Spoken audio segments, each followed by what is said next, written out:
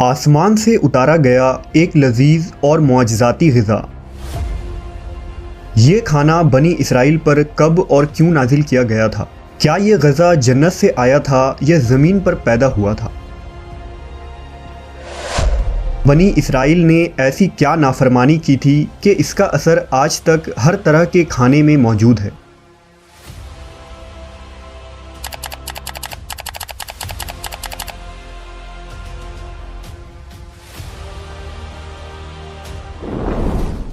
جب اللہ نے قوم بنی اسرائیل کو مصر سے نکالا اور انہیں فرعون سے نجات دے دی تو بنی اسرائیل نے حضرت موسیٰ علیہ السلام کی رہنمائی میں بحر احمر کو پار کیا اور فرعون اپنے لشکر سمیت سمندر میں غرق ہو گیا۔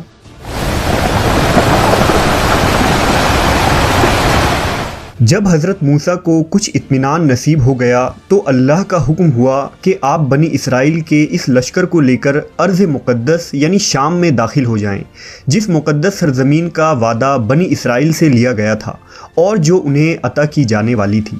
لیکن اس وقت ارض مقدس پر قوم عمالقہ کا قبضہ تھا، جو بدترین کفار تھے اور بہت طاقتور جنگجو اور نہایت ہی ظالم لوگ تھے۔ حضرت موسیٰ علیہ السلام بنی اسرائیل کو ہمراہ لے کر عمالقہ سے جنگ کے لیے روانہ ہوئے، جن کی تعداد 6 لاکھ تھی۔ لیکن جب یہ لوگ ارض مقدس کے قریب پہنچے تو ان کے دل میں خوف طاری ہو گئی اور بزدلی پیدا ہوئی۔ انہوں نے حضرت موسیٰ سے کہا، اس شہر میں جبارین ہیں جو بہت زور آور اور زبردست ہیں، لہٰذا جب تک یہ لوگ اس شہر میں رہیں گے ہم ہرگز وہاں داخل نہ ہوں گے۔ یہاں تک کہ بنی اسرائیل نے حضرت موسیٰ سے یہ کہہ دیا کہ اے موسیٰ، آپ اور آپ کا خدا جا کر اس زبردست قوم سے جنگ کریں، ہم تو یہیں بیٹھے رہیں گے۔ ان کے اس رویے سے حضرت موسیٰ کو بہت صدمہ ہوا، لہٰذا اللہ نے انہیں یہ سزا دی کہ جس وادی میں انہوں نے پڑاؤ ڈالا تھا وہاں 40 سالوں تک وہ بھٹکتے رہے مگر اس میدان سے باہر نہ نکل سکے۔ اس میدان کا نام میدان تیہ تھا، جو 27 میل کے رقبے پر مشتمل تھا۔ روایت ہے کہ بنی اسرائیل کے لوگ سامان اٹھا کر سارا دن چلنے کے بعد رات ایک جگہ پر پہنچتے اور جب صبح ہوتی تو وہ وہیں موجود ہوتے جہاں سے وہ چلے تھے۔ لہٰذا اب بنی اسرائیل اس میدان میں پھنس چکے تھے اور ایک ہفتے میں سب کا سامان ختم ہو گیا تو ساری کی ساری قوم توبہ و استغفار کرنے لگی اور معافیاں مانگنے لگی۔ میدان تیہ میں ہونے والے اس سخت امتحان اور مشکلات کو دیکھ کر حضرت موسیٰ علیہ السلام کو اپنی قوم پر رحم آیا۔ آپ نے اللہ کے بارگاہ میں ان کے لیے دعا کی، لہٰذا اللہ نے بنی اسرائیل کے لیے اس میدان میں بے شمار عطائیں اور نعمتیں نازل فرمائی۔ جب بنی اسرائیل کو پیاس کی شدت محسوس ہوئی تو حضرت موسیٰ نے اللہ کے حکم سے اپنا عصا ایک چٹان پر مارا تو اس چٹان سے بنی اسرائیل کے 12 قبیلے کے لیے 12 چشمے جاری ہو گئے۔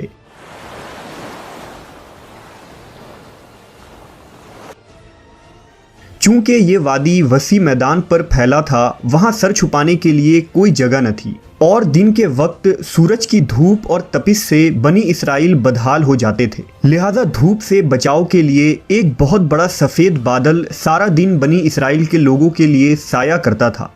اس کے علاوہ رات میں میدان کے بیچوں بیچ ایک چمکدار ستون اترتا تھا جس کی روشنی میں وہ لوگ کام کاج کرتے۔ اس کے علاوہ بھی اللہ نے ان پر بہت سی عنایتیں کی تھیں۔ انہی عنایتوں اور نعمتوں میں ایک نعمت من و سلوہ تھا۔ دراصل اللہ نے ان لوگوں کے کھانے کے لیے آسمان سے 2 قسم کے غذا اتارے تھے، ایک کا نام من اور دوسرا کا نام سلوہ تھا۔ من شہد جیسی میٹھی غذا تھی۔ انجیل کے کتاب خروج میں لکھا ہے کہ جب وہ شبنم سوکھ گئی تو انہوں نے دیکھا کہ میدان میں چھوٹی چھوٹی گول چیز پڑی ہے جیسا کہ پالے کے دانے ہوتے ہیں۔ بنی اسرائیل اسے دیکھ کر کہنے لگے، من یعنی یہ کیا ہے؟ تب موسیٰ نے ان سے کہا کہ یہ وہی غذا ہے جو خداوند خدا نے تمہیں کھانے کو دی ہے، اور اس نے تجھ کو پہلے آزمائش میں ڈالا اور تجھے بھوکا رکھا، پھر وہ من جسے تو اور تیرے باپ دادا بھی نہ جانتے تھے تجھے کھلایا، تاکہ تجھ کو سکھائے کہ انسان صرف روٹی پر ہی زندہ نہیں رہتا۔ من دراصل ایک شبنمی گوند تھا جس کا ذائقہ شہد جیسا تھا۔ یہ گوند وہاں کے پیڑ پودوں کے پتوں پر جمع ہو جاتا تھا اور بنی اسرائیل روز اسے صبح سویرے جمع کر کے کھا لیتے۔ جو ہر شخص کے لیے تقریباً 4 کلو اترتی تھی۔ جو شخص اس وقت سویا رہتا تھا وہ اس دن کے خوراک سے محروم رہتا تھا۔ اور سلوا ایک قسم کا پرندہ تھا جسے بٹیر کہتے ہیں۔ جب شام کے وقت جنوب کی طرف سے ہوائیں چلتی تو ان پرندوں کے ہجوم بنی اسرائیل کے خیموں کے قریب آ کر بیٹھ جاتے، لہٰذا وہ لوگ انہیں بآسانی پکڑ لیتے اور بھون کر کھایا کرتے۔ من و سلوا ایسا کھانا تھا جو انتہائی آسانی سے ہضم ہو جاتا تھا، رنگ، خوشبو اور ذائقے میں بے مثال تھا۔ اس کے علاوہ بنی اسرائیل پر اللہ کی طرف سے یہ معجزہ ہوا کہ ان کے بال اور ناخن بڑے نہیں ہوتے تھے، نہ کپڑے پھٹتے نہ ہی میلے ہوتے، اور جن بچوں کی بھی پیدائش ہوتی ان کے جسم پر قدرتی لباس ہوتا جو جسم کے ساتھ بڑا ہوتا جاتا تھا۔ اس طرح اس وادی طیہ میں بنی اسرائیل من و سلوا اور ان چشموں کے سہارے ایک بہترین زندگی گزار رہے تھے۔ حضرت موسیٰ علیہ السلام کا یہ حکم تھا کہ روزانہ تم لوگ من و سلوا کو کھا لیا کرو اور کل کے لیے ہرگز اس کا ذخیرہ نہ کرنا، مگر بعض لوگوں کو یہ ڈر لگنے لگا کہ اگر کسی دن من و سلوا نہ اترا تو ہم لوگ اس چٹیل میدان میں بھوکے مر جائیں گے۔ چنانچہ ان لوگوں نے من و سلوا میں سے کچھ چھپا کر کل کے لیے رکھ لیا، لہذا نبی کی نافرمانی کرنے پر ایسی نحوست پھیل گئی کہ جو کچھ لوگوں نے کل کے لیے جمع کیا تھا وہ سب سڑ گیا اور آئندہ کے لیے اس کا اترنا بھی بند ہو گیا۔ لہذا احادیث مبارکہ میں رسول اللہ صلی اللہ علیہ وسلم نے ارشاد فرمایا ہے کہ بنی اسرائیل نہ ہوتے تو نہ کھانا کبھی خراب ہوتا اور نہ گوشت سڑتا۔ کھانے کا خراب ہونا اور گوشت کا سڑنا اسی تاریخ سے شروع ہوا، ورنہ اس سے پہلے نہ کھانا بگڑتا تھا اور نہ گوشت سڑتا تھا۔ دنیا کے مختلف قوموں اور مذہبوں میں بھی آسمان سے اترنے والے غذاؤں کا ذکر ملتا ہے۔ بدھ مت کے روایتوں کے مطابق جب دنیا کا ایک چکر ختم ہو جاتا ہے تو آسمان سے غذا برسنے لگتی ہے۔ اسی طرح ہندو مذہب کے پران رگ وید اور اتھرو وید میں بھی بادلوں سے شہد برسنے کا ذکر ملتا ہے، اور قدیم یونانیوں کے یہاں بھی ایک ایسی آسمانی غذا کا ذکر ملتا ہے جس کا ذائقہ شہد جیسا تھا۔ یہی شہد جب دریاؤں پر برستا تو ان کا رنگ دودھ کی طرح سفید ہو جاتا۔